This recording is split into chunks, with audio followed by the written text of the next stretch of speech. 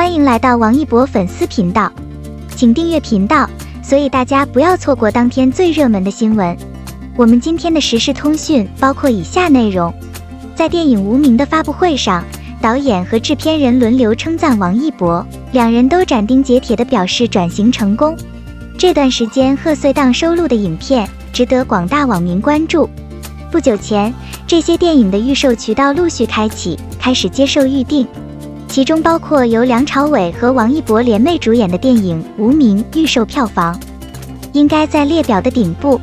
在几个月的时间里，这部电影的制作一直处于保密状态，整个拍摄过程没有路透社的曝光，官方博客完成后才上线。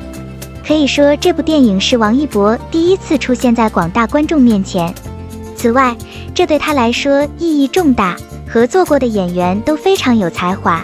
事实上，梁朝伟甚至是一名演员级别的男艺人。由于其他演员的成就无需过多介绍，导演、制片人和王一博都出现在了近日的电影《无名》发布会上，为影片做宣传。在这个特殊时期，许多庆祝农历新年的电影都在进行广泛的营销工作。有的电影放出了很多掘金和吸睛的预告片，有的则请来了近一半的娱乐圈艺人来宣传。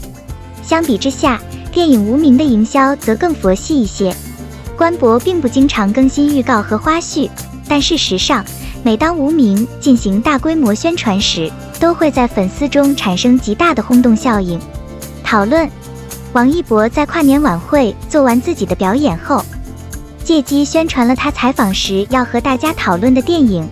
最近的活动包括王一博出席湖南卫视主办的春节联欢晚会，他不仅为《无名》演唱了主题曲，主持人也非常乐意帮忙宣传。他唱了主打歌，因为王一博曾经是湖南卫视的主持人之一，所以和台里的很多主持人都比较熟悉。他主持了好几年的《天天向上》节目，2年前终于卸下了这个角色。这一次，他来到湖南卫视的心情和其他人跨年夜的心情截然不同。离开的时候，他不过是一个刚刚踏入娱乐圈的演员，负责播音的演员王一博。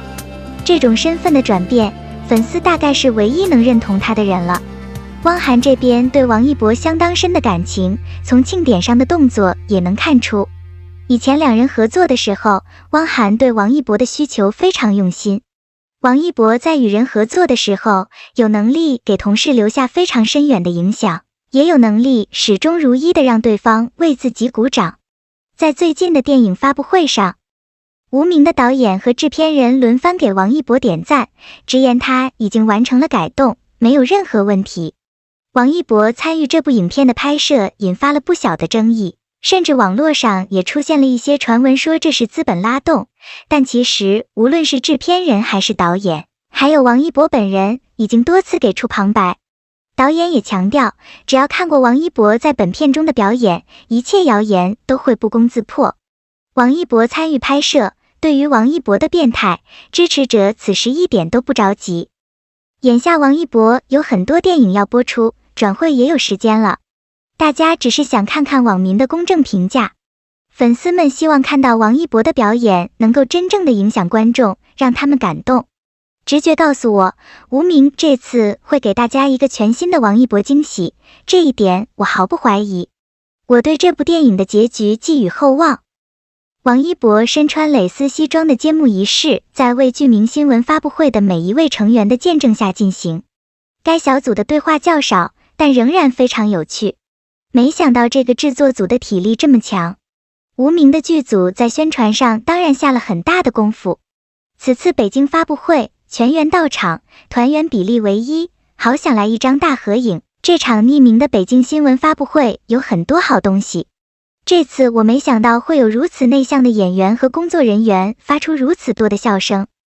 首先，当我们见证了演员和工作人员的首次亮相时，我们还通过使用视频与不在场的主要创作者建立了联系。有点社交恐惧症的梁朝伟在活动开始时对着镜头微笑和大家打招呼，然后又怯生生地低下了头。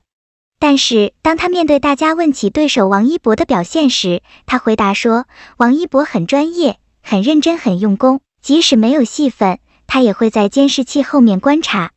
刚夸完，江疏影就说三生很幸运，能和朝伟哥演对手戏。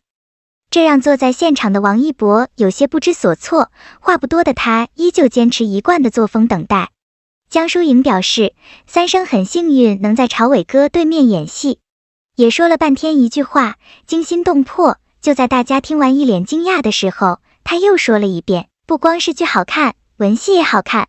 王一博的聊天也让我们有些小激动，因为我们生怕孩子太老实了就会说出真相。大鹏说自己拍戏的时候喝了很多优质酒后，王一博连忙反驳说酒还是很温的。给其他人一个他要说话的印象后，他突然沉默了下来。因为是凭空冒出来的，其他人也是猝不及防，不知道该如何应对。采访中有在场人士提到，领带是剧中最常见的道具，而且款式多种多样，尤其是王一博的领带，号称品种最多。先问了王传君，再问了王一博，他卡住了，只好根据剧情说点什么，然后又把梗扔给了导演。导演说代表不同的情绪变化，但是他把最贵的给了我，先问王传君，再问王一博。这个小组有很大的喜剧潜力。这一次，王一博和剧组其他人一起出席了发布会。这一次，船员的贡献非常有益。看到红包后，王一博很老实地放进了自己的口袋里，塞好之后还特地敲了敲。塞好后，他还不忘敲敲。这让我们想起了过年时收到红包的情景，我们高兴得像个小孩子。这让我想起了我们。很多人想知道红包应该包含现金还是电影票，是该给他额外的钱，还是去电影院看他的电影《无名》？我认为后者会是一个更好的主意。在剧组的发布会上，制片人于东表示，剧组大家边吃饭边聊了10多分钟，我才知道钱花在这里了。这个团伙里挤满了具有伟大文学天赋的人，这是一部非常有趣的手表。宣传的传递是经过深思熟虑的，并以独特的态度、口音和举止为标志。发布会真是热闹，虽然话不多，但每个人都有自己的梗，既幽默又有点阴郁。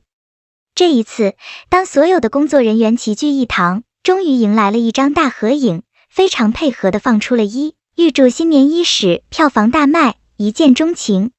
最后一点，王一博这次穿的外套还是香奈儿外套，要不就是黑色蕾丝西装。